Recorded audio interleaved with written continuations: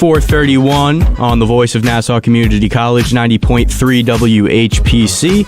It's WHPC Sports Talk until 5 o'clock. It's Liam Flynn, your host, joined in studio today with Ross Levine, Devin O'Shea, and Joshua Umahi. Yeah. You can call us up at 516-572-7440 or text us at 516-905-WHPC. That's 516-905-9472. I'll announce something real quick. Oh, yeah? I think we're going to be seeing Sam Darnold this week.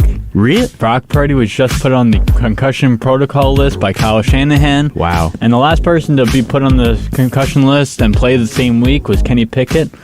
I don't think it's going to happen this week. I think we're going to see some Sam Darnold. Now, after a short week playing on Monday and a concussion, I just dropped the play in the chat. Once you see it, you're going to be like, yeah, that makes sense. He probably got concussed on that play.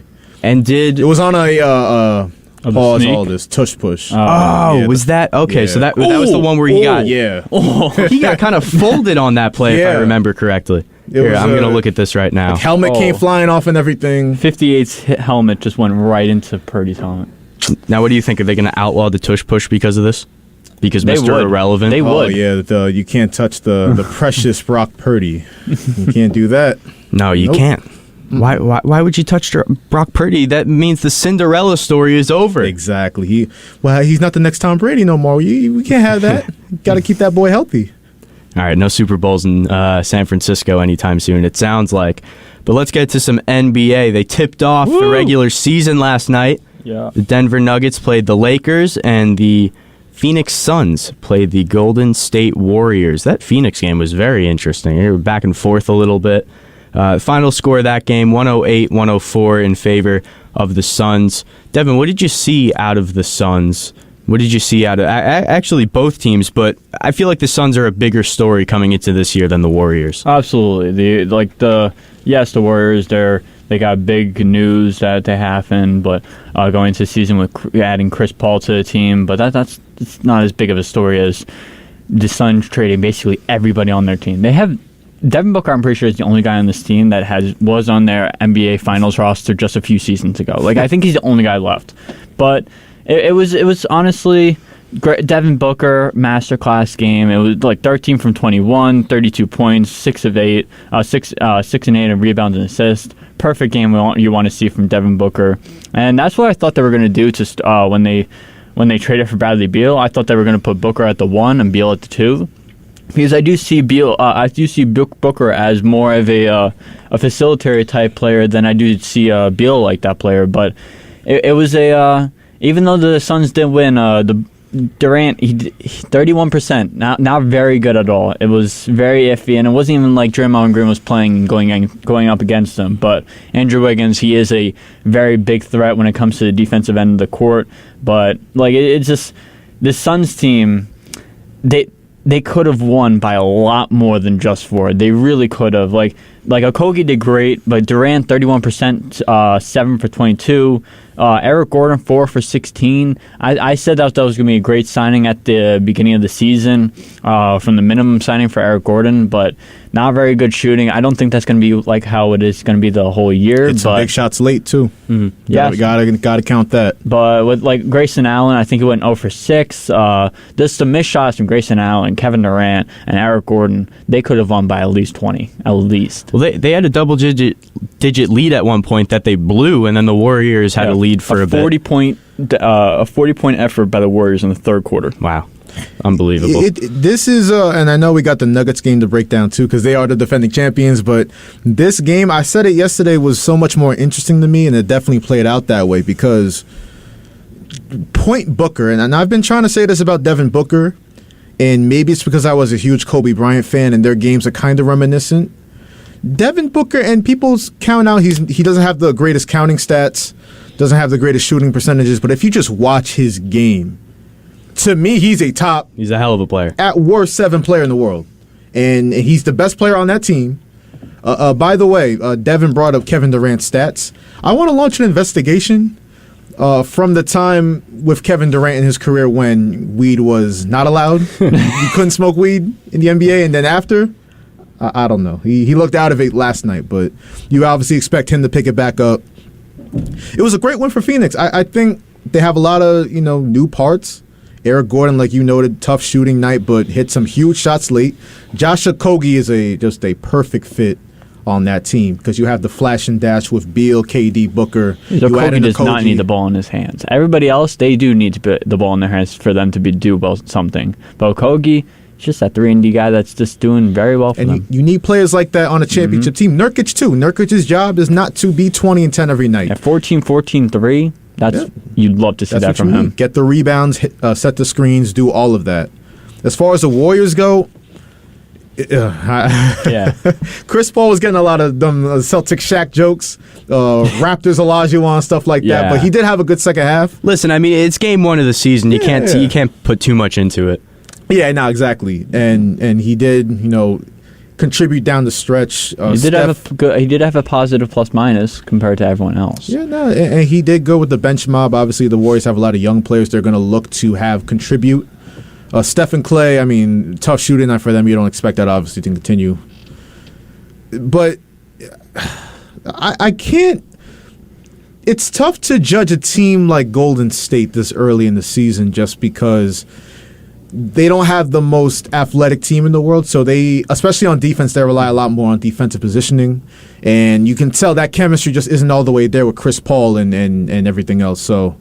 And they're playing a smaller team, obviously, with that line of Chris Paul. Missing Draymond Green, one of the biggest defenders in this whole league. Yeah, exactly. So I'm not going to judge them off this loss. It's a good win for Phoenix, but Golden State, they shouldn't be tripping about this loss. No, absolutely not, especially the Warriors, who, I mean, they seem to be in it every year regardless. Yeah. And again, the first game of the season, you can't put too much stock into it.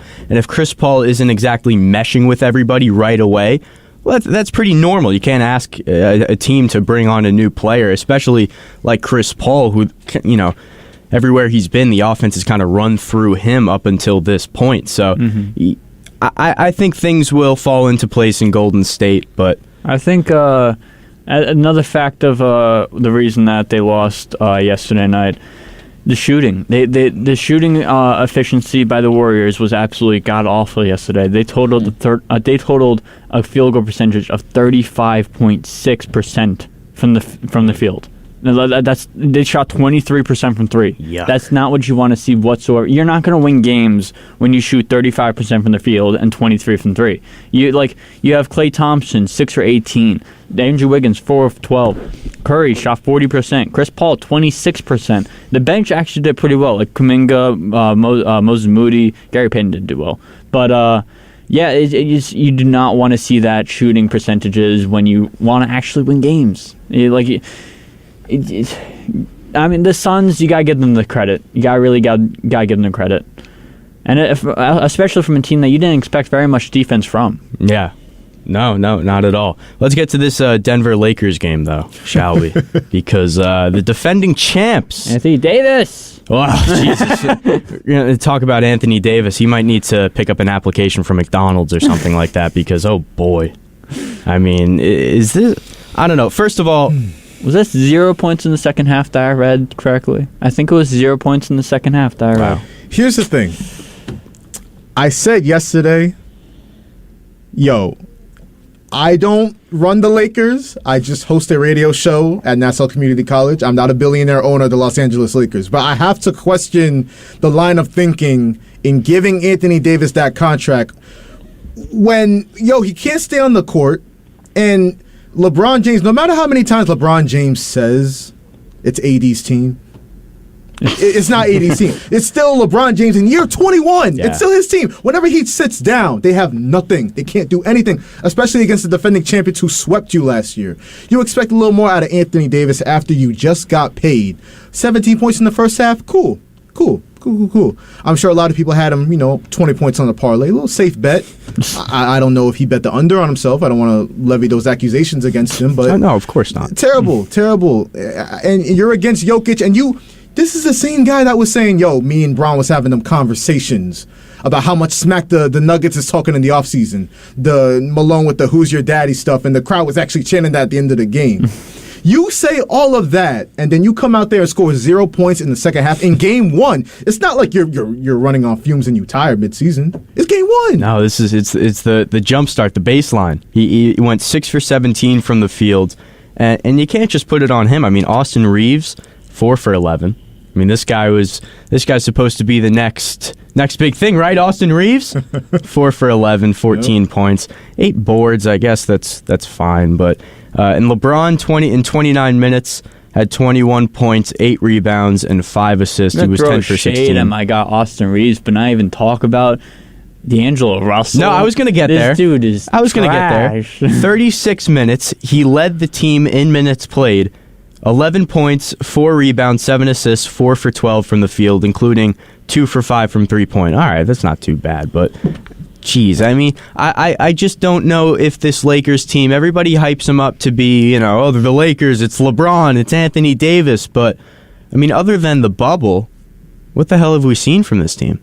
Not much, right? I think we can all agree on that, right? No, exactly. And what is the biggest red flag on top of Anthony Davis is that you look up and down this roster, and yeah, they have the role players, but how do the pieces fit? This is my issue with every GM team. Yeah, the names look good on paper, and I don't want to overreact to one game, but I mean, Cam Reddish thinks in his mind he's a superstar. In reality, he's a role player, but he doesn't accept his role. Yeah. So I don't know how that's going to work. Christian Wood has been a starter. You're going to play him 15 minutes per game usually. And you brought up LeBron James playing 29 minutes. Darvin Ham, the Lakers head coach, actually said that that's going to be the norm for the most part this season. So once again, Anthony Davis, I plead with you. You are at least 10 years younger than LeBron James. Can you just step up once in a while, for an extended period, one time, please? So Woj just reposted this tweet from NBA Communications, NBA PR, and it says the NBA today announced changes to the format for the 2024 NBA All-Star Game, which will be played on Sunday. It's February 18th in Indianapolis, the home of the Pacers. It says, as the league celebrates basketball's deep roots in the state of Indiana, the 73rd NBA All-Star Game will feature the return of both the classic matchup between the Eastern Conference and the Western Conference, and the traditional scoring system with the 4 12-minute quarters. The voting process to determine the NBA All-Stars will be the same, with 12 players selected from each conference. All right. Back to normal. They stopped playing around, which is good. I hated the whole team captain thing. The top comment says, Rip LeGM. No, it's fine because, like Josh said before, he still has his GM role as part of the Lakers now. He's only playing 29 minutes a game, not because he's getting older, but because he's got phone calls to take on the bench. Yeah, it's tough to multitask. Yeah, no, it really hard, especially when you're playing, in the NBA and then generally managing an NBA team. Liam, you see what Aaron Gordon pulled up in? Did I see what he pulled up? You see what he pulled up in the game? No, I don't think so. See? I don't think so. He looked very fashionable. All right, so ladies and gentlemen, Aaron Gordon is wearing some sort of velvet suit, but with short shorts and no sleeves. Mm-hmm. That's an odd... Dwight Howard saw that and was like, ooh. That's the top comment. Oh, my God, of course. Josh, you make that comment? Is that you? No comment. 516-572-7440 is the number to call. It's WHPC Sports Talk till 5. Real quick, before we get into the Knicks and Nets, I got a little game for you guys, all right? Ooh. We're going to play something. Name that singer, all right? Ooh. You guys want to play this? I'm excited. All right, we're going to start with something easy, all right? Real quick, we'll start with something easy. Taylor Swift. Yes! Yo! That was actually... I don't know. Can you see through the... I can't see through the monitors. All right. All right. So Devin got the first one, right? All right. Here's number 2. We're going to throw it back a little bit. Michael Jackson. All right. So Josh has one and Devin has one. Now this one is going to get a little harder. Come on, bro. No, not into it. No, okay. All right. Third one. This one's going to get a little harder, but just think about the topic we're on right now, all right? Here's the third Look tune. at the screen. No, I don't have the names written down or anything. Okay. Yeah, no, I don't. I'm smarter than that. Not a cheater, Devin. All right, here we go.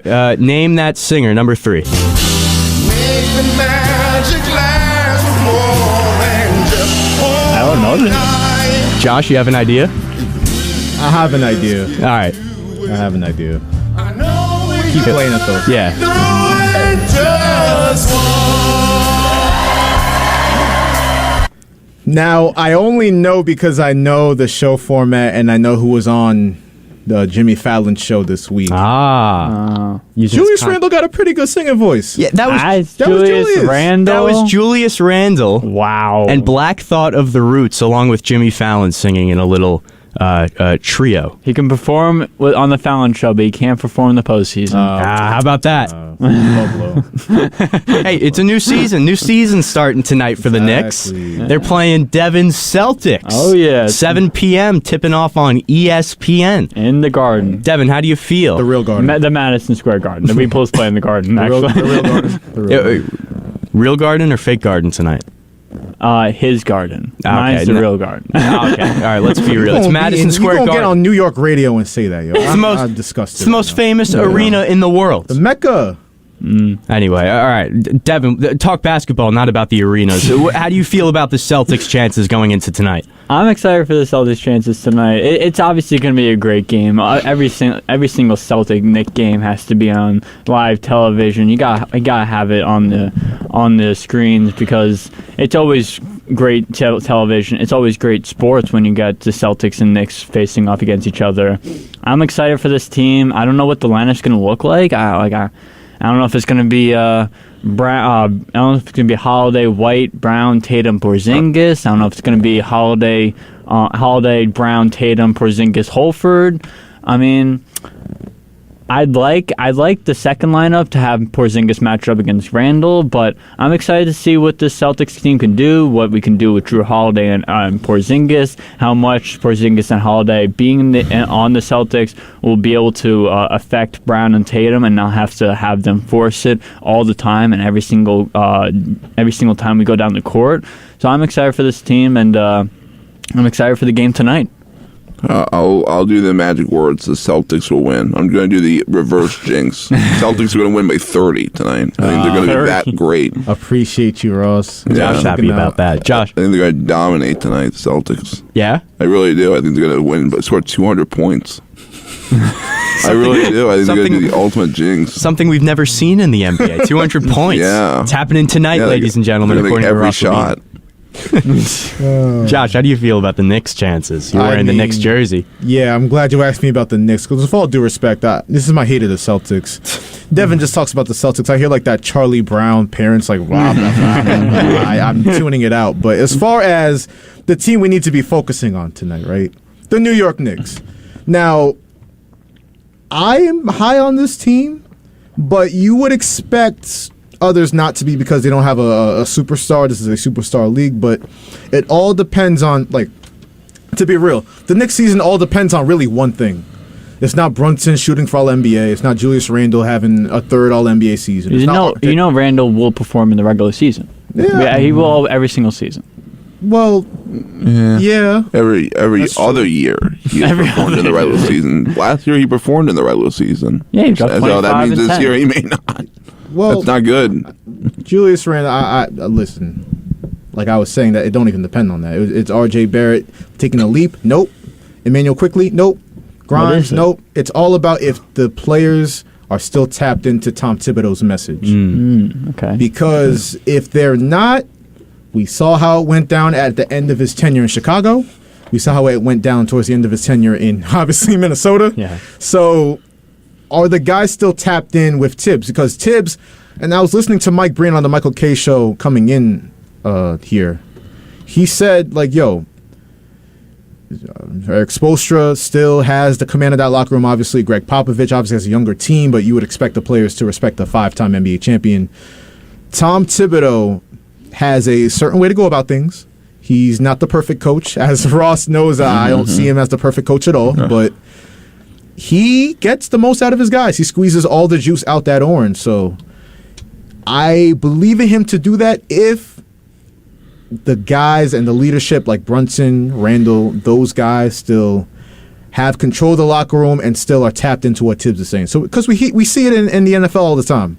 We see, an NFL coach might have a good run for a couple of years, but the message gets stale in the locker room and they fall off a cliff. I think with this next team, there's a worry about that, but I really do think they're still tapped in, and that that helps to the Knicks' potential. Can they reach their potential? It all depends on how tapped in they are with Tibbs' message. Are you worried about the preseason, the way they looked? Because they did not look good. I'm concerned about the last game, for sure. I think they look bad. For a Tibbs team to not show up like that, and that's why I expressed the worry. Like, yo, that's a dress rehearsal game, and you giving up 41 points to Jordan Poole in 3 quarters?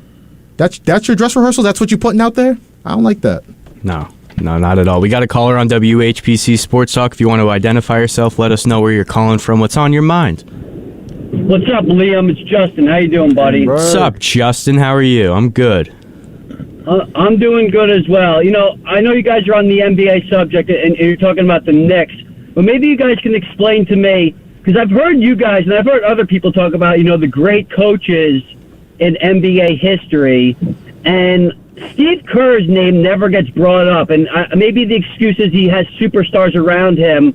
But what great coach didn't have all-time greats around him? So why does somebody? I don't know. I feel like Josh, Mark Jackson did everything. You've talked about the best coaches before, and Kerr is never really brought up. What's the reason why, in your opinion? Well, before I answer your question, Justin, do you see Phil Jackson still as the greatest coach of all time? Do I have Phil Jackson as the greatest coach? As a guy that stopped watching the NBA years ago, I would say, yeah, him and Popovich I always thought were the 2 best that I've ever seen in my lifetime. Okay, that's fair. That serves my point, because Steve Kerr and Phil Jackson are like 2 peas in 1 pod in terms of the fact that, yeah, they have great schemes and they're very smart coaches, but number one, in terms of the star talent, like Phil Jackson had endless talent. You had Michael Jordan, Scottie Pippen, Kobe Bryant, Shaquille O'Neal, all those guys, and Steve Kerr obviously with Steph Curry and Klay Thompson, Draymond Green, Kevin Durant for a number of years. So there's that, and there's also that's the good. The bad with them is that they're very stubborn coaches. I watched Steve Kerr and his in-game adjustments, and he just does weird stuff. Steve Kerr is actually one of the main reasons why Team USA lost in FIBA this summer. He's so committed to these small lineups, and yeah, like when you have Draymond Green and you have the shooting of Steph Curry, Klay Thompson, it can work. It can work, sure. But if you're working with a bunch of, C-list NBA players, with all due respect, in FIBA, and you're asking the likes of Jaren Jackson Jr. and Bobby Portis to do it, why are you so stubborn in that game plan? That's where I'm low on Steve Kerr. I think he's once again a very smart coach, but in terms of putting him top 3, top 4 all time, I don't know about that. I don't know. And he is going to end up potentially with the most championships of all time. He has 9 now, right? He won 4 as a coach. Yep, and he 5 has as a player. Yep, 4 as a coach, 5 as a player. He's lived a great basketball life. Like, I can't deny that. But he listen, smart people put themselves in position to succeed. Yeah, that's half of being smart. That's the battle. So. You got to give the credit to the guy that he took over for, Mark Jackson. I think Mark Jackson had a major impact in the development of Steph Curry and the entire team. And Steve Kerr kind of just took that over of what Mark Jackson started over in Golden State, and he ran with it. He really did. I mean, could you say the same thing about Spoelstra? Taking over from Pat Riley. I mean, all these guys, even Riley in L.A., he had a foundation built upon him, and Phil Jackson, he took over a really good Bulls team. I mean, I feel like all great coaches have a lot going for them, more than just their coaching ability. It's everything all-encompassing, I guess. Spoelstra is also an incredible coach when it comes to the fact of finding random guys off the street and being able to get them to play an NBA playoff game. Like him and the Miami Heat, Pat Riley, he's able to find the most random second-round picks, two-way players and he's actually able to get them to perform well, like they're not two-way players and second-round picks. Max Strus, Duncan Robinson, Caleb Martin, all these guys, Gabe Vincent, all these guys, he made out of nothing. Maybe once Steve Kerr's guys start to retire and he has to get a new squad of guys, I think that will really play into his legacy as a head coach. If he could do it again, Jackson did it multiple times. Obviously, Popovich did it with multiple leaders at different decades. So maybe like 5-10 years from now, when Curry's gone, that will show what Steve Kerr can do. But I'm excited to watch the Knicks. I'm going to watch the Knicks tonight. Believe it or not, Justin Greenberg is going to be watching. some NBA action. I'm excited for it, and you guys have been doing a great job this week with all the interviews and kicking ass on WHPC. So keep it up, and I'll be listening this weekend. You guys are doing the football game, right? Yeah, absolutely. Oh, yeah. Can't wait. Homecoming. Hell yeah. 28th. All right, guys. Have a good one. So long. Thank you you later, for the call, Justin Greenberg, and the kind words as always. So, I got a question for you. Did you see in the Suns game last night, Suns Warriors? Did you see the old lady?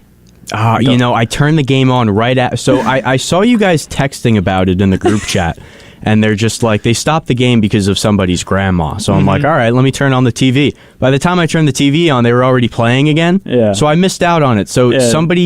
she was on the floor, or this old lady, she ended up on the floor, and then like all the whistles are blown, and they're like, we have to stop the game, and can't play with a lady on the floor. Come on, they're NBA basketball players. They can't dribble around her. First row. So they had to stop the game, and then they cut to Kevin Durant talking to Steve Kerr, and it was like, oh, they get to talk. But yeah, that when an NFL player goes onto a stretcher, is being brought into the locker room, they always give a thumbs up, and then the crowd goes, yeah. This lady, as she's walking out of the arena, she gives a thumbs up. Yeah. And the entire arena just erupts and goes crazy. Wow. And then like the announcers, they're like, oh, well, we'll keep track on if she comes back or not. And I'm like, why? Why we keep track of that? Now, you see, here's the problem. I call it the Taylor Swift era, where that Chargers fan has now become like the biggest story in football other than Taylor last Swift. Week, she was like grabbing on certain guys.